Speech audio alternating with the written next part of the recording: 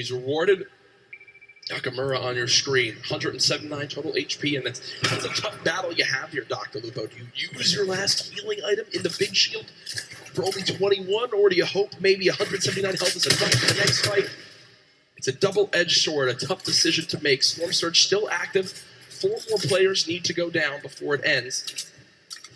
Trying to get the wall there, can't quite find it. Quick edit up and out. Solid Gonna make the rotation away. Waiting. This is just an opportunity. He's basically trying to bait to see if the player inside is gonna head out. Shockwave. Lecce hits the tree. It might cost him. Pressure being applied now. The 1v1 not over quite yet. Combat shotgun from above right here will be very effective. The spread from the top down position like this is like a guaranteed crit. Here we go. Shot in behind. Can't quite make contact yet. Zone now hitting for 2 as well. Player's going to have to go for it very soon. Here we go. Another shockwave to push away. Storm Surge is active. He's way above, and those bandages are going to be key to survival. We'll see. I guess the swap in position.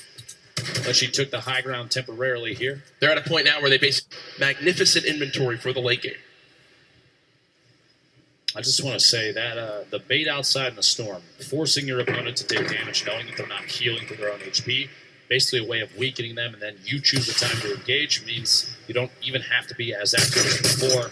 That shotgun, Tfue take a couple shots on that player on rotation with the Shadow Bomb. A little more difficult to see them since they're basically invisible. They are a shadow. Yeah. Is that why they call it a Shadow Bomb? Not entirely sure yet, as I'm still figuring that out. Tfue not safe in the next zone. He's going to use Launchpad. He's going to try to use whatever his opponent places down right here.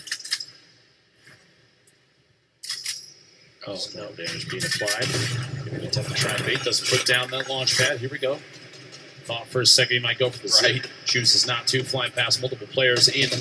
Shadow Bomb. And here we go. Shots from the backside. Pressure being applied on Tfue, and he's going to have to box up for just a second. There it is. The Shadow Bomb and door edit. Making a move on the outside. He is in the shadow form still, and you can keep this by jumping against the wall. That was not a good Shadow Bomb, I can tell you right now. Gotta be disappointed there. Big hit from above, down to 55 HP. Tfue, the edit from the outside, and he is eliminated by King. And look who it is again. King, the player with 7 eliminations in game number 1, keeps the aggression going in game 2. The heavy sniper that immediately destroys that wall and is rewarded with incredible loot, almost max builds as well. Tfue, a very quiet start to today's World Cup competition. There's that elimination on Tfue, shot from above. A little bit of shield damage, but a big hit from the outside. Using a heavy sniper to take that wall almost instantly. Very intelligent play there. Again, more aggressive players we've seen thus far. Yep. It's working out up to this point. Oh my gosh, this is back down at Happy Hamlet, right on the edge. So many players on the east side of the safe zone. And this is a far southwest. Remember, about a third of it is in the water right now. Nobody's on the island, the outside. We're going to see where this goes next. There it is, focused just to the west. That submarine atop the ice mountain right there. But look at how many players are stacked on the right side of that zone. So if you're currently in this next zone, on that north or east side, you can put a ton of damage downrange as everyone has to move right at you. You see Karu does go down to Diego GB in your elimination feed. A drop coming on through. Crew boxed up. Creo boxed up. Rux under 100 health. Has to play this one safely, but they are so far on the east side of the zone. The Storm is going to move quite quick, Ben. And they've got to be ready for it. There's already the first shockwave used. Rux trying to shoot them from behind. Not able to get an elimination there. Class so far away.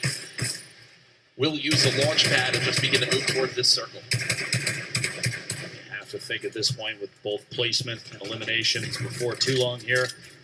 King maybe taking an opportunity to push into the first place position on the leaderboards, especially with Bugha going down so early in this game, 90th place. I love this outfit from Rux right now.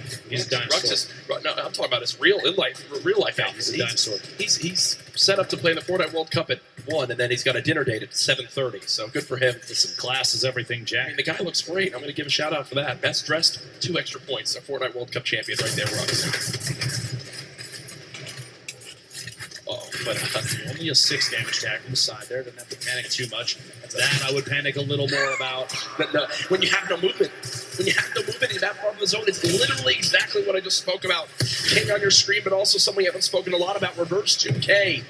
duo with Ninja, unable to qualify together for this competition, but did make it into solos, and now see what he can do by himself.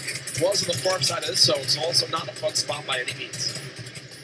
Quick note, King currently has the highest damage in the match, 574, meaning, like I said, that aggressive gameplay. Still in it, still trying to win, still trying to get the beat on players, and a quick beam on aspect up the ramp, caught off guard by an edit play. A shot through the wall, gets the follow through with the edit. Nate goes down. He is playing out of his mind right now. King reminds me of like Vinny and Zextro back from the earlier duo competitions when they would just try to fight anyone they saw. King, 7 eliminations in game 1, now 4 eliminations in game number 2, and there's still 42 players remaining. And there is only one person in the next zone that just popped up, Dr. Lupo. It is as far west as possible, and look at those arrows frantically moving on over as everyone knows prime real estate is available. This is one of the most insane zones I've seen. Look at, no one's in it. No one's in it. Quick couple notes about King, one of our players from Argentina. He is the minimum age required in order to play the Fortnite World Cup. 13-year-olds combined. Wait, King is 13? He is indeed.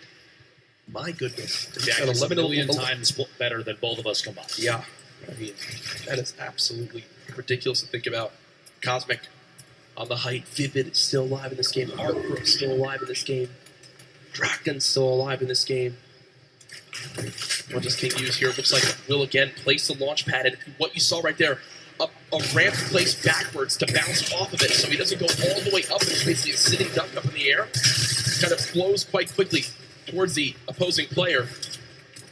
King, imagine winning $3 million as a 13-year-old. I mean, I think I would have bought like a Razor scooter when I was that age. Probably. And enough ice cream to, well, don't really know where I was going with that one, but to be honest, there's going to be a lot of ice cream. Surprised that food's the topic here. The push through the air. King getting aggressive into the next safe zone. Here we go. Going to have to hold the wall for just a moment. Little drop down.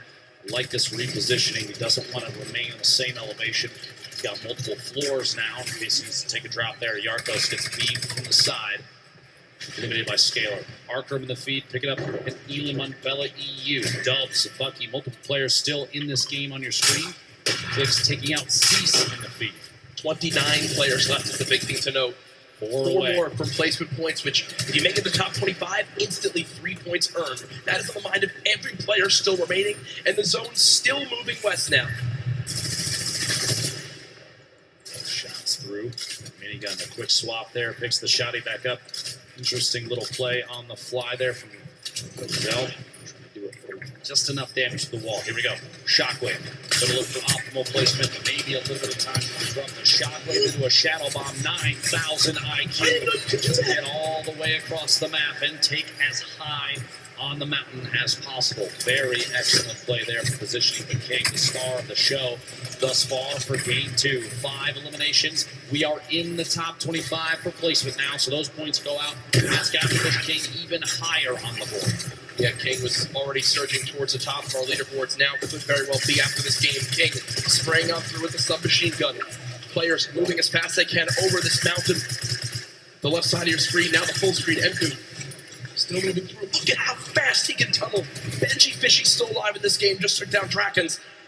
Down the hill we go. Road Shark on height right now, but we'll need a waterfall down for a moment. Vivid still followed on up. King down to just 40, 30, 20, 15 HP. Under 10. No, still 17 HP. Will only be at 42 effective health. I mean, if he gets any further than this, it'll be an absolute miracle. No, down goes King, but I think one of the crowd favorites beginning to emerge today. Fantastic performance at this point. Benji Fishy goes down as well. A little bit of the crowd going up behind him. Dubs still in the ball at the bottom. Top 15. Star sitting on 2 eliminations in this. The entire field is the bottom of your screen on the left. Road Shark remaining up top. Forced into the drop. Get away, looks like a Shadow Bomb is safe. Any fall damage. Vivid beamed on the rotation upfield to high ground. Vivid's on height. Still there too. Vivid's on height. It's an opportunity here. It can capitalize and take shots on all these players rotating. At this point, Vivid's best bet is to force players out of ballers into fights. You don't want to let them remain inside and safe. If you pop them out, it may be an exposed position. Other players will take shots, and that's going to get you in a better place. Look at the ballers. The ballers beginning to scale the mountain. Vivid, I think, still has high ground. Has time to pop a mini by chance? Nope, nothing as of yet. Now the fight for height begins. Vivid building out an arc from in your elimination feed now into our top 10. Issa, the controller god, as many regard him as.